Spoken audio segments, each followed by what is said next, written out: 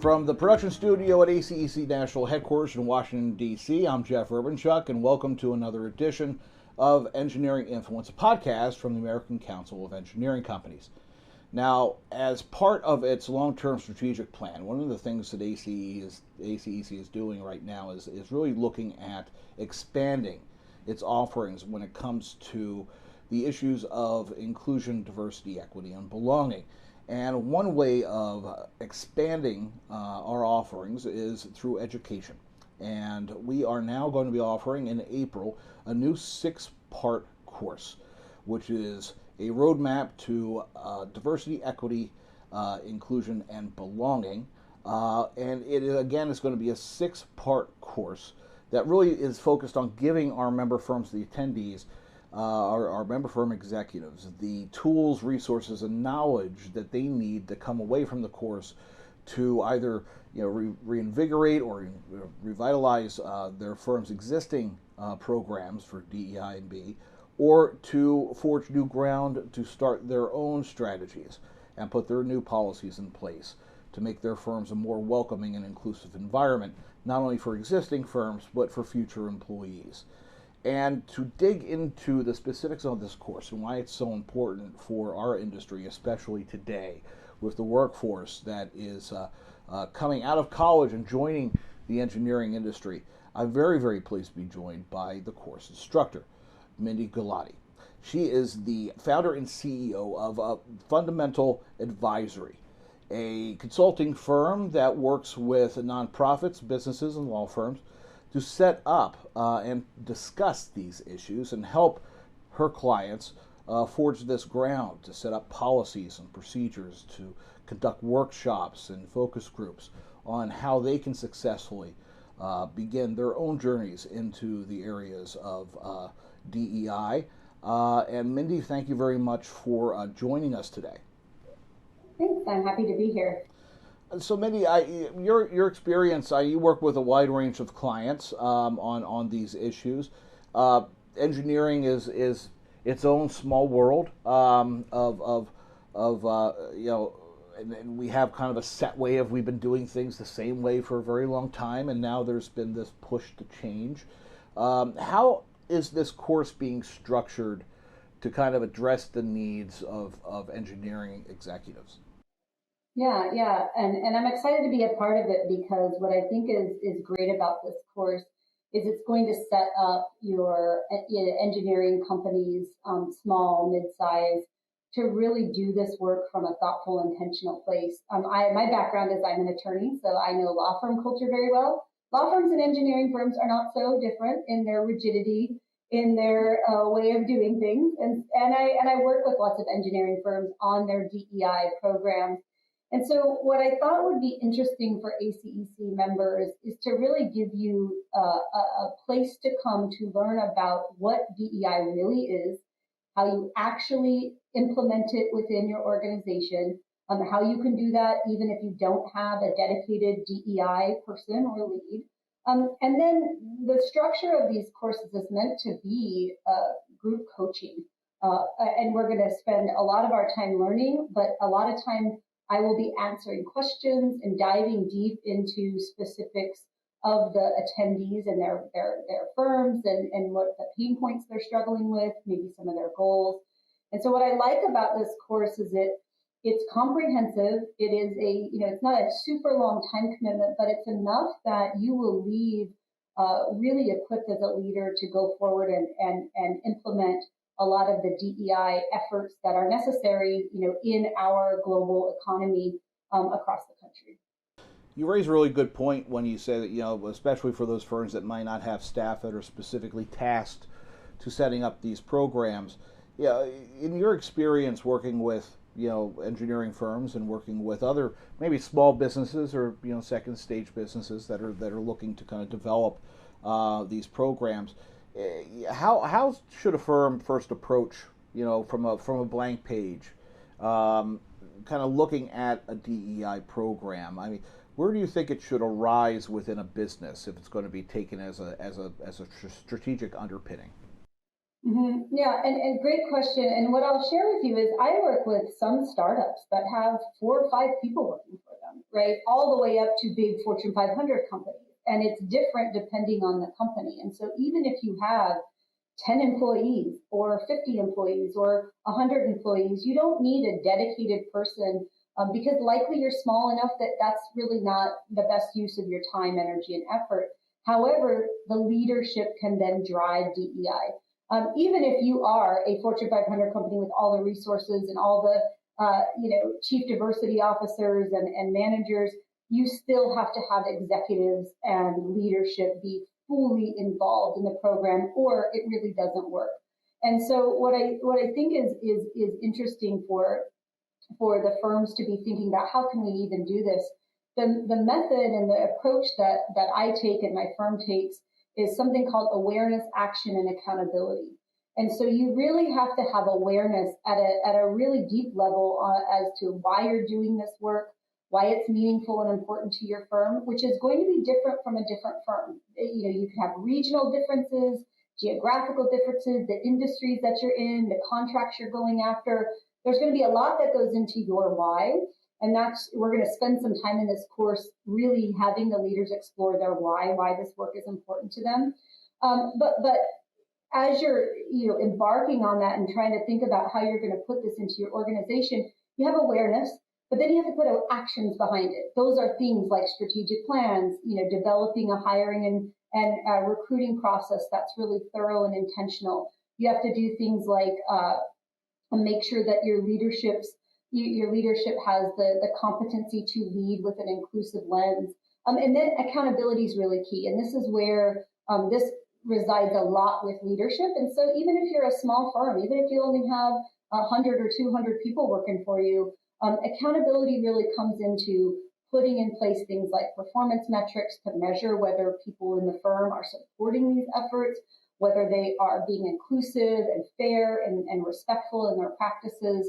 And then also part of accountability is doing, some audits and some measurement, right? So DEI, again, is not just about training and awareness. It's important, but if you don't have action or accountability behind it, it really is just an exercise in knowledge growth, which is important. But, I find a lot of people read a lot about DEI.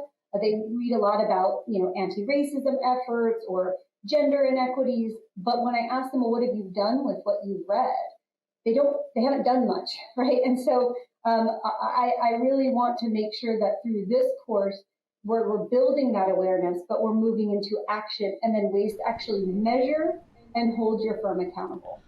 Yeah, it seems from the conversations I've heard with firm executives, a lot of the times these pushes towards setting up a program, if one does not exist within a firm, usually does start at a pretty high level in the C-suite, either the president, CEO, or someone very high up to really force this through.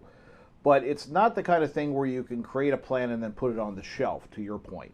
The importance here is it has to be driven through leadership of the firm, but then beyond that, that action and accountability side that you mentioned, it really comes into play, where a DEI plan has to help shift the culture of the firm, right? It has to be embedded within the business.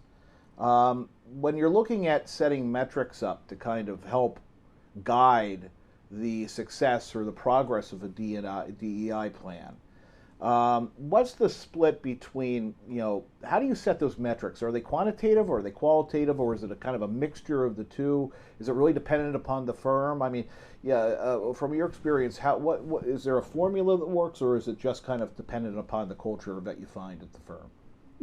Yeah, and there is not a formula, right? There are some things that you can do that work, but what I would say is, I think one of the reasons that DEI programs don't work is because people want sort of the off-the-shelf 10 best practices, implement them, and we're all good. But every company I work with is very different, right? I work with a couple of engineering firms right now, and they're very different, right? They have a culture, they have a feel. They have business needs, they have pressure points, they have things they excel at. And so when you're putting into practice both the policy and some of the DEI goals and initiatives, they have to be very specific and custom to the organization. And there are a lot of qualitative type data that you can gather, And I like to do things like listening sessions, focus groups, feedback. There's a whole host of quantitative things we can do. And then there's the qualitative, which is really important as well, right? So we want to be mixing both aspects of collecting that data. You can't just send out a survey and say, are we an inclusive firm, right? You really have to ask, what does it mean to be included? How are your managers handling conflict?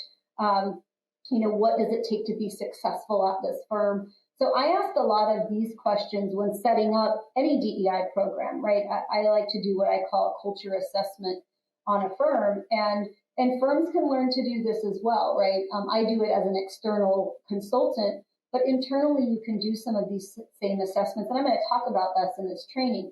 The other thing I'll mention to you is that in this 6-part series, the sixth module that will be taught will be getting at the policy statement or creation. And that's going to be very specific to each of the companies that will be joining me. So they're not all going to be even ready to do that. Some of them are going to want a statement. Some of them are ready for a policy. But what I remind them is you have to do some walking before you talk, right? You don't want to go out and just boast, hey, we got a DEI plan or DEI statement, and then put it on the shelf, right? You got to walk first. Then you can talk about it. So you have to have something in place.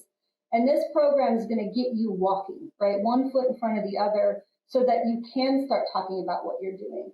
And I find that the engineering firms in particular that I work with, we have done a significant amount of walking before the strategy or the plan was developed, right? Because we really want to make sure it's something that is tied to business values and business strategy that is really going to, in the end, create measurable change in the organization. The benefits of DEI are clear. The research has been out for 30 years, right? 30 years in terms of showing, organizations that are more diverse and inclusive are more profitable. They're more innovative. They meet challenges like a COVID pandemic a lot easier than firms that are not attuned to these things, right? So there's a lot of research out there, but what we need to do is figure out for each individual firm what that really looks like. And so I think that's what the leaders who come to this program are going to get, is they're going to start to think about, for my firm, what does DEI look like? What do we need to measure? What are our goals and objectives? How are we going to hold each other accountable during this work? And then that's going to really result in not only a better culture, but better service to your clients. And I see a lot of engineering clients really wanting firms to be more aware and digging into these topics, and I've seen that in RFP requests, and it's really fascinating to watch how it's kind of been evolving over time. That's true. I mean, that's something else that we've heard, is that we have firms reporting back that they're seeing more requirements in RFPs, that the project teams reflect the communities where they're going to be designing and working in these, for these projects, and it's become. I mean, for those out there that still would consider this as something that is more of a like to have or a want to have, it's becoming more of a need to have from a business standpoint, as more public agencies really take a hardline view about the makeup of the clients and the consultants that they do hire. And what we've also found is that generally the project teams with more diverse representation generally come up with better solutions for the client. There are more voices at the table, and there are more perspectives and approaches than you would have with a more homogenous group. One of the firms I was working with a couple months back, we did a podcast, and we were talking about this, and specifically on how the firm put together its program, and it's something that you touched upon when you were talking about. Really, that how do you make it work? It's that listening session. It's that understanding and getting feedback from employees, that it seems like the firms that have the best of success at these programs are those that will take the time and actually focus on the B part of the DEI&B, which is the belonging portion, which is giving everyone an equal seat at the table and making sure that their voices are heard, and not only heard, but taken under consideration, if they feel as though their input hasn't just been registered, but it's actually been received and integrated into the decision-making process. In your experience working with your clients, I mean, have you seen that the firms that actually not only just say, it's one thing to say, yes, we're listening, but the ones that actually actively engage with their employees and solicit input are the ones that are a little bit ahead of the curve? Definitely. And what I would say is, I think that the world has shifted. It was already going this way, but the world has shifted definitely since the pandemic, in that employees want to feel like they have a place where they're contributing to the organization's success. People do not want to go to work and just clock in and clock out, right? They understand that there is a finite amount of time in life, and they want to contribute. And there's a lot of employment surveys that are done across companies, and I look at Gallup surveys and Amplify surveys a lot with some clients that I work with, but just generally out there. And one thing that I see employees really want to contribute.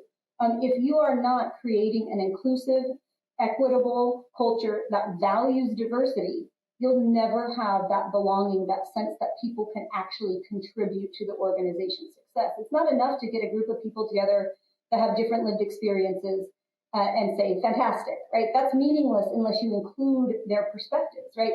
And this is not just diversity of thought. This is diversity of actual lived experience, right?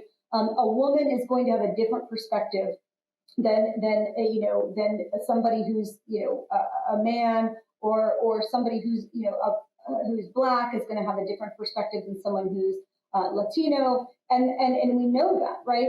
And it's about creating a space where your identity, the complexity of your identity, your race, your class, your education, your all the different things that make up our identity, how they really come into play to create the innovative and creative ideas you can bring to the table. And so what I find, especially with younger folks, right, kids who are coming out of college, people coming out of college, they're really looking for organizations where they are going to get there and they are going to be included. I sit in on interviews and people are asking questions like, hey, I'm a queer man and I'm coming to your engineering firm. How am I going to be treated here? And then they're asking this in the interview. So if you're not ready for that, you're going to lose some top talent. And I've heard the opposite in terms of doing assessments, where I have heard queer folks say, I can't disclose at this organization. Like, I'm not letting them know anything about my personal life because it's not something that I feel, I am safe, or I feel that it will be seen as a value add. And I think that, what I want to get organizations to really look at is that when we harness the beauty and complexity of diversity, and bring all of those voices truly to the table for meaningful contribution, that is the goal of all this work, right? DEI has been around, called different things for decades, right? But DEI is really about making sure that people, where we spend most of our lives as adults, is at work, where we really come and we're contributing. And you all, as the leaders and the owners of these firms, that's what you want as well, right? And I think gone are the days where you can just expect people to show up and get their work done without having a sense that they're contributing to something. And the competition is getting fierce in the engineering world because there are a lot of firms who are heavily focused on creating this environment that meets the needs of people and meets the needs of the complexity of life. And they're winning the war on talent. And so I think whether you're a small firm, mid-sized firm, it's really important to understand these things. And it's complex, right? That's why we're going to break it down into individual modules. And again, even with these 6, there's still hundreds of hours more of learning that you're going to need to do. But this program will set you up with, I think, a really strong foundation to move into your firms with this DEI lens. Yeah, really well put. I think that like you said, the lived experience of the employees, and again, it's just not what everybody talks. Everybody, when everyone talks about these issues, of course, everybody first thinks gender or race, ethnicity, but it's also geography. It's also education. It's also where someone is from compared to where the firm is located, or if you hire from certain schools, that someone who might have been educated outside of your normal group or where you get your general pool of talent might have a different perspective as well. So it's all these different little variables that have to be taken into consideration, and it really is a complex issue. I do want to touch on one of the things that you are going to touch on the later part of the modules, and that's the different types of bias that firms have to kind of recognize. Number one, recognize, and number two, kind of deal with. How are you going to approach that issue, which sometimes is a very thorny issue? Mm-hmm. Yeah, I mean, and I look at it like this. I say, don't be biased about bias, right? Like, you're a human, you have a human brain, you have cognitive biases. You have about 150, 180 cognitive biases. And they are with you, whether you want them there or not. And they affect how you interact in the world. And they affect your decision making, they affect who you like to be around, they affect who you hire, who you promote. And so that section is really going to be an awareness raising exercise to really understand how bias influences your decision making. Look, I work with lots and lots of engineers and lots of lawyers. Both groups like to think they're the most rational, fact-based folks in the world, and that's the only way they make their decisions. But humans make 35,000 decisions a day. They're almost all unconsciously made. And so until we just become comfortable with the fact that you have biases and they're steering you in a direction, you got to be comfortable with it, and then you can start to recognize them, right? And so I have a process that I'll be teaching about how to recognize and identify your biases. It's not a blame and shame, right? Most of your biases are formed in your early childhood. You had zero say in who you were exposed to in your early childhood, right? You had no ability to say, I don't like this idea, I'm moving on, when you're 3 years old, right? So we're going to explore that, but we're going to think about how you actually move your bias, rewrite your script. And it's not just bias as you as an individual. I mean, implicit bias is important to understand, but we also have to look at our organizational bias. Organizations are built by humans. Thus, there's going to be bias baked in. And a lot of it is unintentional. A lot of it is hard to see. But I'm going to teach and give you some tools on how to start to recognize organizational bias, right?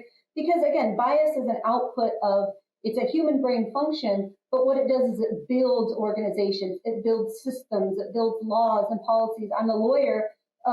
Lawyers are humans who write laws. They write policy. There is a lot of bias and institutional forms of oppression baked into the world, right?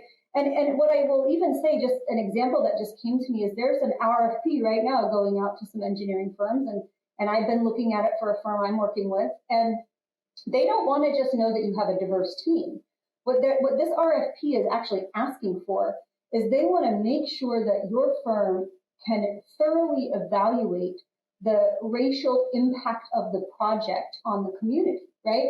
And so if you ignore bias, or you don't want to deal with it, or you think it's something that's not doesn't exist, you're not going to be able to be effective on that bid. And if you have somebody write something that's not true, when you get into those conversations, it's not going to work, right? And so I'm finding that there is a lot of recognition from government municipalities that policies, things like redlining, have created very disproportionate and very vast inequities. And so bias is not just about your own personal bias, right? We're thinking about how did this wastewater treatment plant get put in this community? Where did that come from? It didn't just spring out of nowhere, right? It was influenced and informed through bias, a lot of times unintentional, sometimes intentional. But now, as an engineering firm bidding on that project, you're being asked to evaluate, how are these improvements going to affect the community? What racial disparities are they going to create? And so, I mean, this is just one of many RFPs I've read that are very much digging into making sure the engineering firms understand that you all don't exist singularly, you are connected to a whole community. And I think that's the awesomeness of this work, is that awareness raising, but moving it into actions and then accountability is really how we create more safe and thriving and healthy communities for everybody. Yeah, there's a lot here to cover. I don't want to give away everything in the course, though. That's the thing. That's the challenge. So you're like, stop, Mindy, please stop telling about this. But again, this is coming up very soon, just a month away, and in April. It's Designing a Roadmap to Diversity, Equity, and Belonging. And it's being offered again as a 6-part series. And Mindy Gulati will be instructing that series. They are live sessions. There's communities that you can join. There's a community you can join online. There's a lot of information sharing. So it's not just, it's a very interactive, and it's something that you can get a lot of value for. And the link to more information about that course is going to be in the show notes on this podcast. So, Mindy, I really do appreciate the time you've taken today to kind of preview the course, and I would love to have you back on to talk about these issues in depth, and maybe after the course we don't have to give away the secrets of what's going to happen in the modules. Yeah, fantastic. I'd love to come back. Fantastic. And again, take a look and please register. If this is a course like the last one, the last couple that we've done, registration goes quick, and we have a set amount of seats, so act quickly. That's all I can say, because they're very, very popular. And thank you again for joining us on this podcast. This has been Engineering Influence from the American Council of Engineering Companies. We will see you next time.